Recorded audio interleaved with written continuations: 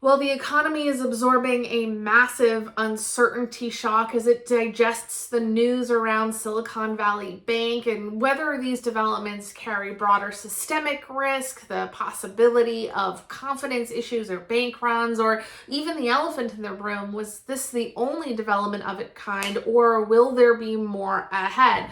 There is so much uncertainty, but right now there's a few things we can say pretty confidently. First is that these developments add conviction to some of our core existing views, namely, fortunately, there is a recession on the horizon within the next 12 months. This development may bring it even closer. Hard landing seems to be a good base case, sadly. Second, it does take a long time, a year to 2 years, before the real economy feels rate hikes. We have not yet even lapped 1 year since the first rate hike of this rate hiking cycle. It is natural that we would see some challenges with absorption up around this time frame, and it's probably not the last, although hopefully nothing as severe. So this brings us to, what does the Fed do when it meets in just over a week from now? Well, it's likely to be more dovish, more concerned than it was week past. We expect a 25 basis point rate hike at this juncture, but should we see more challenges in the next week, that may bias the Fed towards doing a little bit less for now.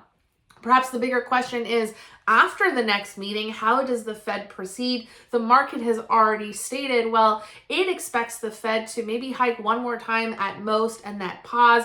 That's a reasonable base case, but this Fed may say, well, we have financial stability concerns. We have specific tools to address those issues. We want to stay focused on the fight against inflation and not give up too early, which would be another risk. Regardless, the Fed has lost the luxury of focusing uniformly on inflation. The costs to rate hikes now seem higher and perhaps the benefits a little bit lower. This changes the Fed's decision-making function and means this market needs to reprice for perhaps a less hawkish Federal Reserve and, unfortunately, economic turbulence in the next 12 months.